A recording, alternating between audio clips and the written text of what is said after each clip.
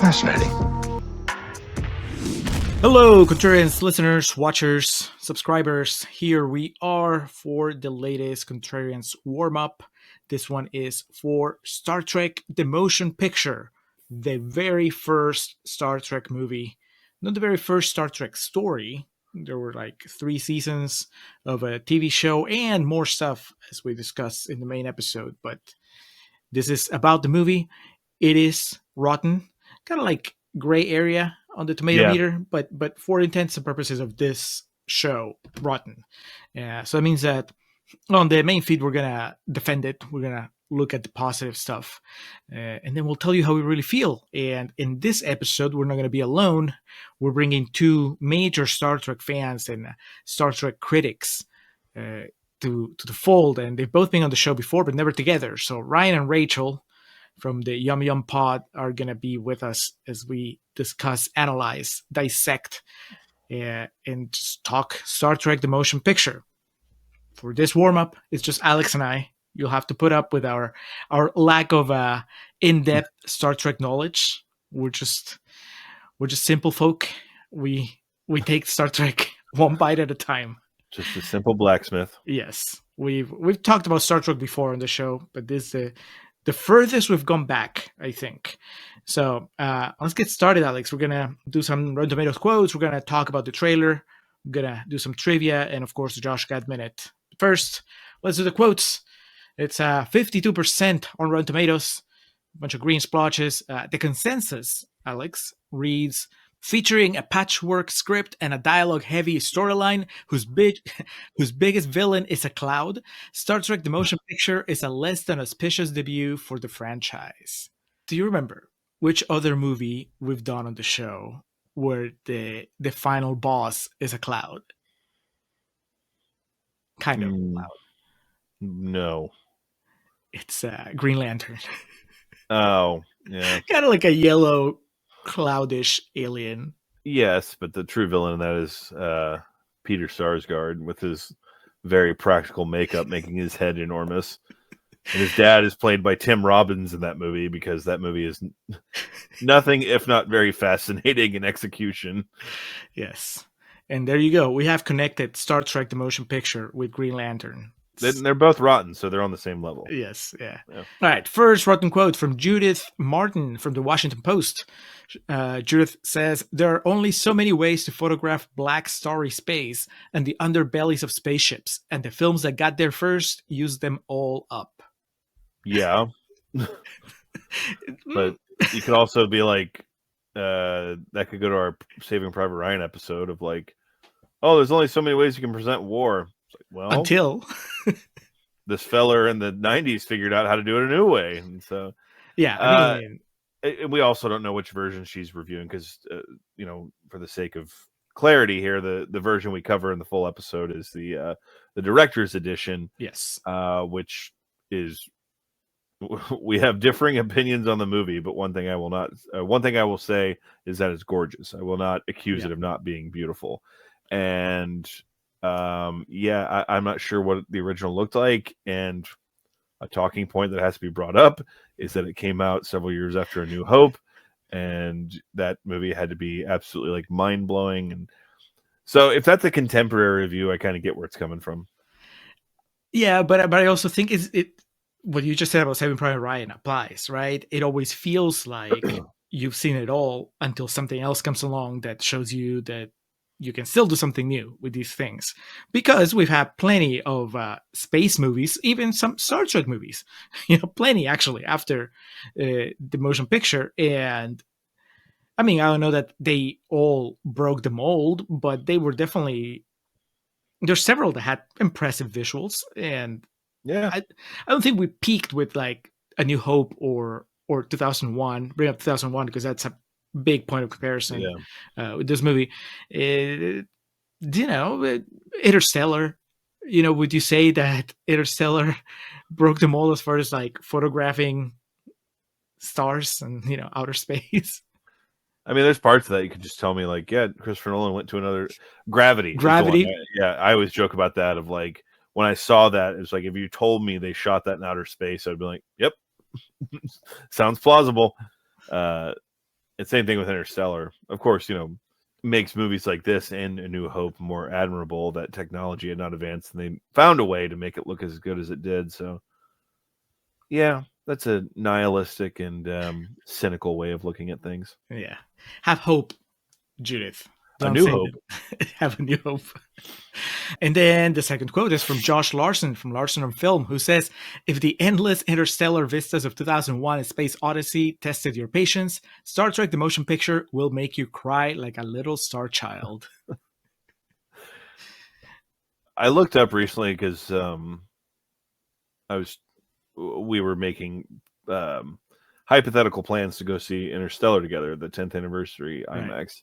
I had to look up how long it was. I forgot it's 3 hours. It's up there with Oppenheimer as like Dark Knight Rises, I think 250, so it's not quite there, but I had forgotten it was that long. And 2001 is a long movie too. Yep. I could watch both of those movies back to back and it wouldn't feel as long as watching Star Trek: The Motion Picture one time.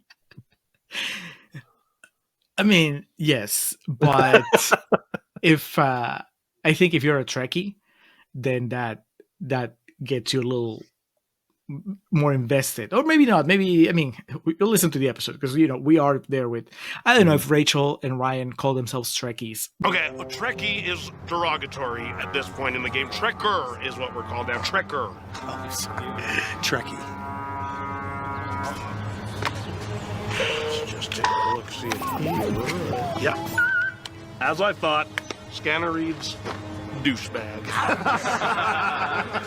To an outsider, I think they're closer learned to on the subject for sure. Yeah, and I think that informs their opinions both positively and negatively, in a more intense way than ours. So, yeah, I don't know. I think that, I guess this is an obvious point to make, but if you're into Star Trek: The Motion Picture, then it's gonna fly by. Whoever you are, but it is a slow movie. Mm-hmm. I appreciate 2001. I think I've told you, I don't know if I brought it up on the show, but last time I saw it, it was a 70mm screening at the Paramount, and it had an intermission. And when the intermission happened, I was like, thank God. Yeah. Because I needed to just like stretch my legs and kind of like wake myself up, even though I was kind of mesmerized by what was happening. It was just, this is a slow movie and kind of like talk to death. Maybe I'll give that to Star Trek: The Motion Picture. I haven't heard people talk about the motion picture ad nauseum the way that they talk about 2001, and I haven't seen, opinion pieces about the motion picture. Maybe in Star Trek corners they are, but overall it's not as over talked as something like Space Odyssey. And that may be because, and I'm just going to go out on a limb here, Star Trek: The Motion Picture isn't as influential a film as 2001: A Space Odyssey. You say that, but you could also read it as the motion picture, for all its flaws, it still launched a franchise, or maybe it failed to kill a franchise. Whatever the case, there's like 10 other Star Trek movies after that one. So you could say, hey, it wouldn't have happened if Kirk and Spock and everybody else, we had to take it way down to bring it up. Yeah. Yes. Let's take it on here to take Chris Pine here. Yes. Morphology, phonology, syntax. You got a talented tongue. I'm impressed. For a moment there, I thought you were just a dumb hick who only has sex with farm animals. Well, not only. All right, those were the quotes. Alex, let's talk about the trailer.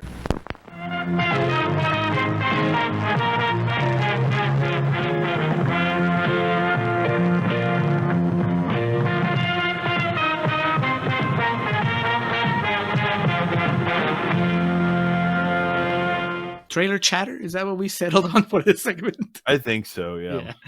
2 trailers. The original trailer and then the director's edition trailer.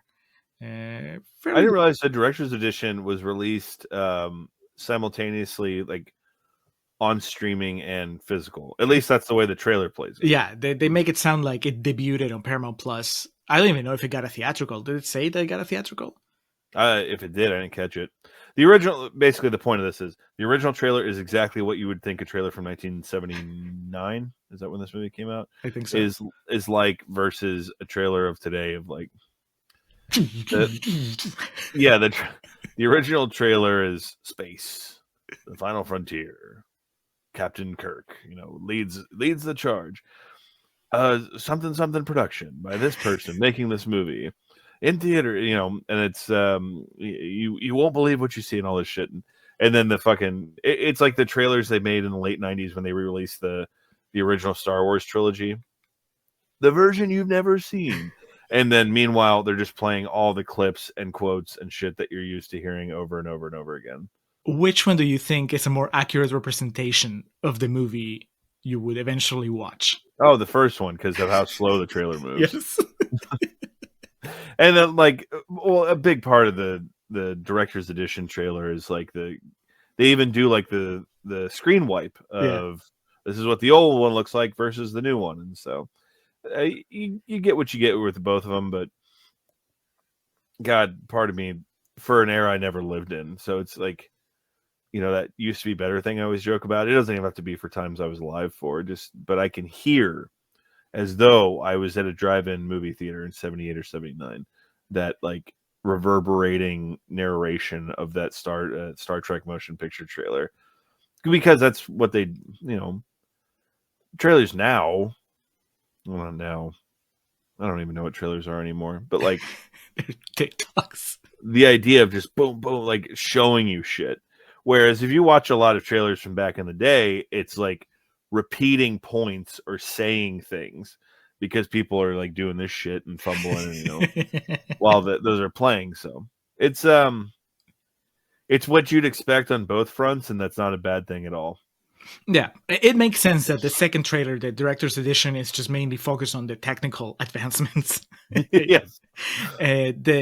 The first one, what it made me think of is something that I kept coming back to during the episode, during the main recording, and that was that for so many people, for a whole generation, this was a beloved TV show of theirs making the jump to the big screen, and yes.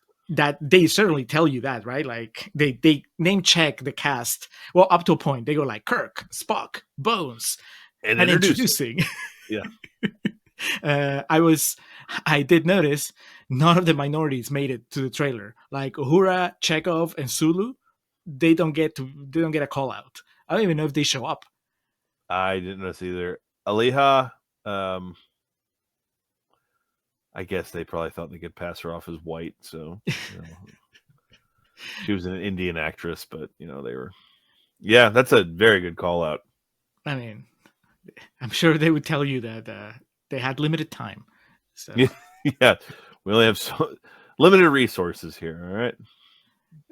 But yeah, can you think of a TV show that got you excited, where you had that experience? You only know them as a TV show, but now there is a movie, and it's a big deal. The window. Does that did we miss our window? Does that kind of thing just not happen for us? Immediately my mind goes to The Simpsons, but the big thing is like The Simpsons, when that movie was made in 2007, we were 10 years removed from what like the golden era was. But did we know that? Yes. Okay. It's been said that the Camp Krusty episode, which would have been that's season 4, the season premiere, season 4, was originally the idea that they were going to make a movie in the early 90s of The Simpsons. And I've always wondered about that, because that would have been tantamount to this, of when Star Trek was, you couldn't say it was necessarily the cultural phenomenon that it would become. It was a big fucking deal, don't get me wrong. It had been on TV for quite a while at that point, but like that, the Simpsons striking when the iron's hot type deal, kind of how Star Trek tried to do here. And the trailer wouldn't have been about Spider Pig. It would have just been like Homer, Bart, Marge, Lisa, and Maggie. Yes. And introducing Poochie. I'm trying to think of any, like, because that notion dried up pretty quick. The idea of like a successful television show transitioning to a movie. I know there's other examples of it, but like one I think of too is like Veronica Mars.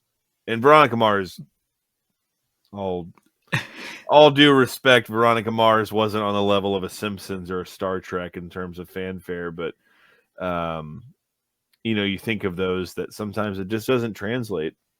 And I don't know necessarily, and I love Wrath of Khan, but the charm, and my old man is a big Star Trek fan, and so like I've heard his like testimony of it because from watching the show back in the day. I'm not sure the charm of the TV show with Leonard Nimoy and fucking Kirk out there, like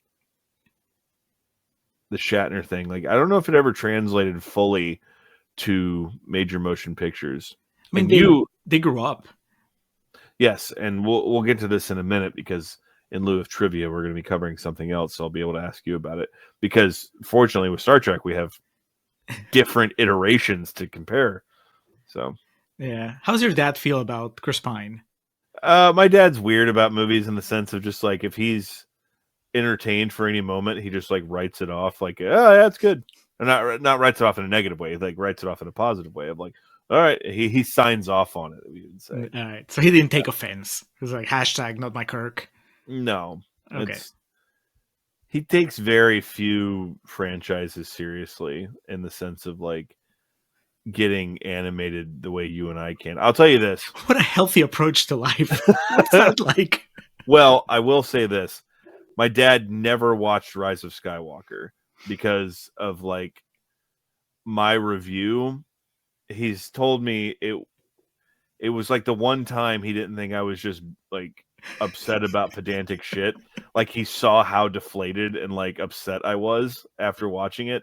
And he said, I've never wanted to visit that because of I saw how real your reaction. There's three people in my life: my dad, my sister, and my best friend John, who have never watched that movie because of like the review I gave them. And it wasn't even a thing where I was like trying to be animated about it. They just saw how defeated I was by it. They saw the pain in your eyes. I have one more, the Ninja Turtles movie, and I wasn't even a Ninja Turtles fan, but I kind of feel like that was a cartoon, I mean a toy line, right? And then suddenly, seeing them in a live action movie must have been kind of a big deal. It's funny you say that. I just learned. My mom was talking to me about this. They took me to see that in 1990, the first one. As my first. I've told this before in the podcast. My first memory of going to a movie is Beauty and the Beast, which was 91. And I was like, "You guys took me to see that?" And I was like, "Did I like it?"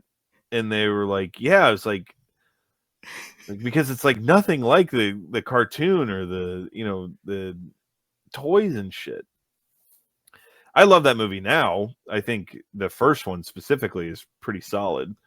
But you're right they took this really weird approach of making these turtles look like big turtles living in New York City.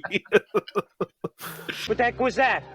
Looked like sort of a big turtle in a trench coat. That's a good call because when the Turtles movies came out, the most recent one is Michael Bay. Was he the director on those or a producer? The live action, he might have directed at least one, I think. But I've never seen any of them. The Turtles are completely like CG, right? Yeah, they look a little creepy. Well, because I remember like there was like this visceral reaction to it of like, oh, you shouldn't do that. So to your point, like the guys that are our age in 1989, when they hear the Ninja Turtles movie is going to be made, and they go there and see Elias Koteas, and they're like, "What the fuck is this?" So. All right. Well, let us know in the comments. Just comment there and tell us what are we missing? Is there a TV show that's coming up? The other thing I thought of is like when and if they finally release the Community movie, I wonder if that's going to be something like Jeff, Britta, Troy, Albert, and the Dean. All right. Well, that was the trailer. Alex, let's do the Josh Gad Minute before we close with trivia. Where do you put Josh Gad in the Enterprise? Does he even make it to the Enterprise? For the purposes of,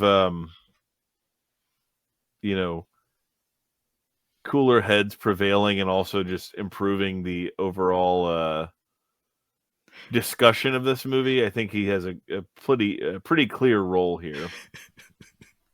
Are you taking the PR approach? Yes. We're gonna clean up this cast. Josh Gad would be playing the role of Willard Decker. Hell yeah. Stephen Collins, who's got to hit the fucking bricks, brother. And also just the idea of like, it's funny because every time we do this, I see the different iterations of Josh Gad in my mind.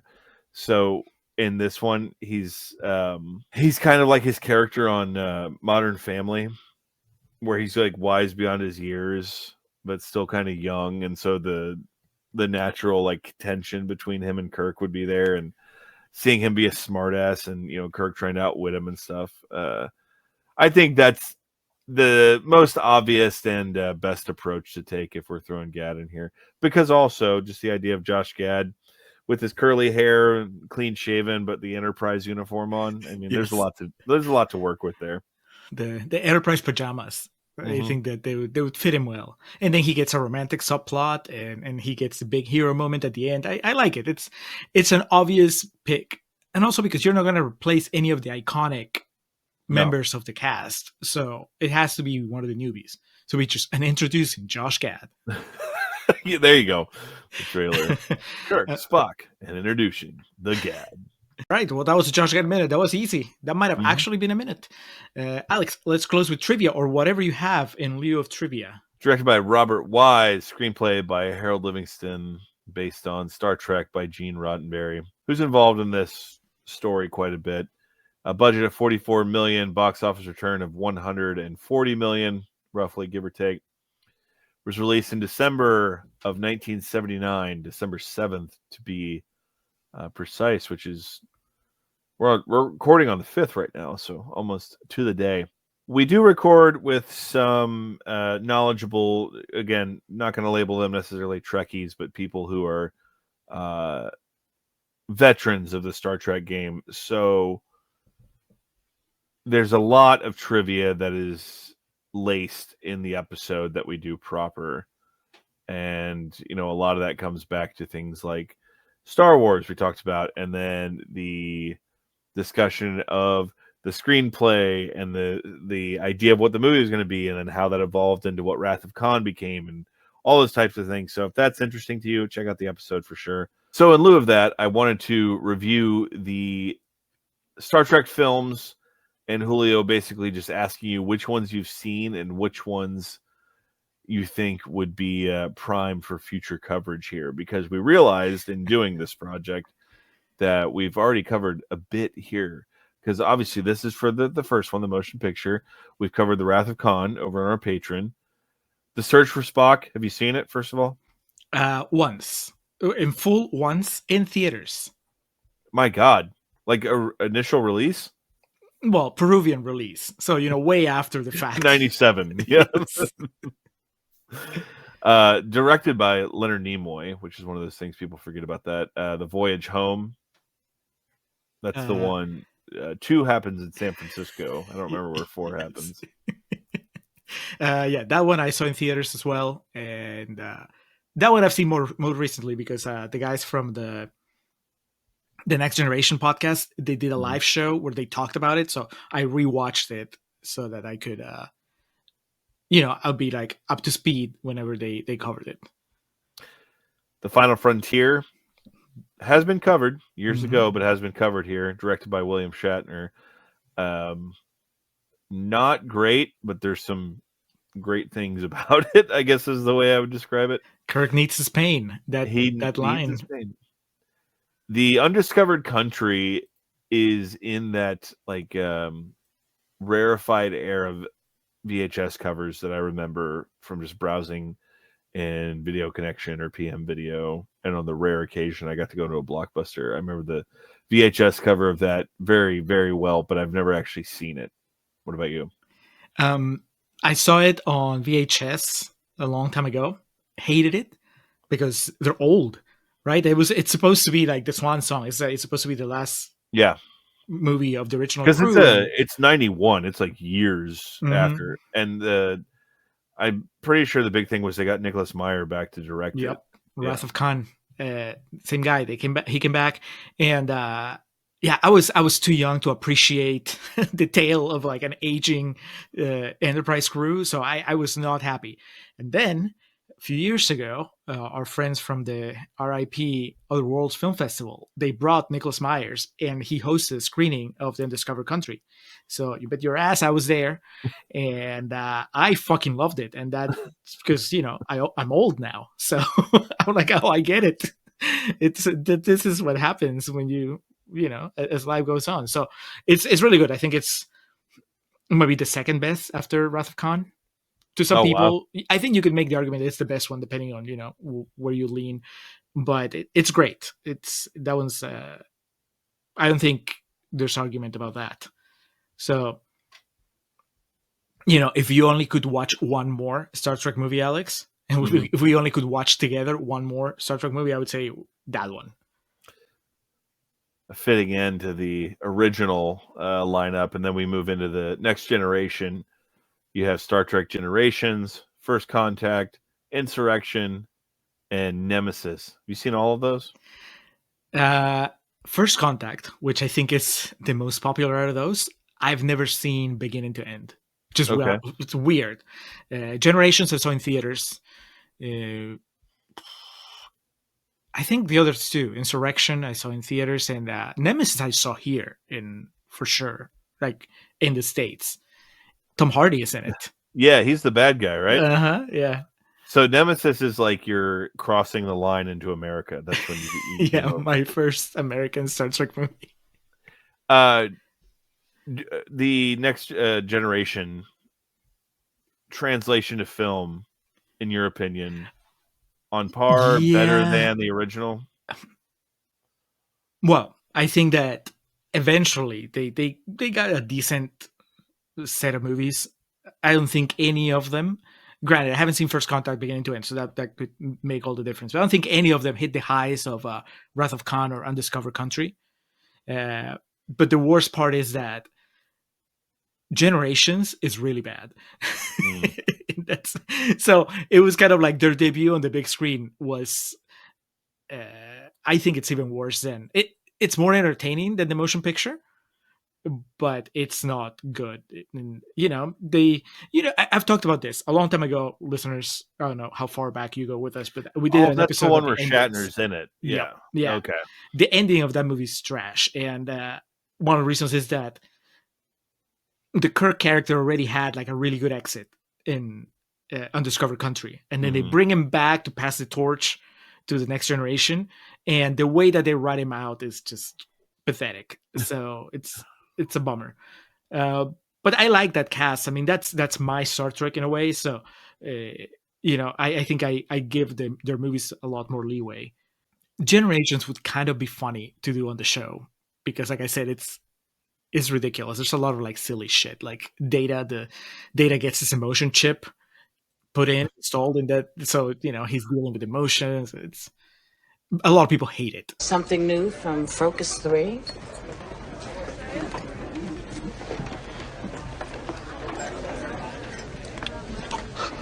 What? I believe this beverage has produced an emotional response. I'll explain later. Ooh. Well, it looks like he hates it. Yes, that is it. I hate this. Data, I think the chip is working. Oh, yes. I hate this. It is revolting. More? Please. And that also makes me want to defend it. Find some grounds to defend it. I mean, even like Generations budget 35 million, box office return 120 million. First Contact 45 million, 146 million box office return. So like there's still an audience for it.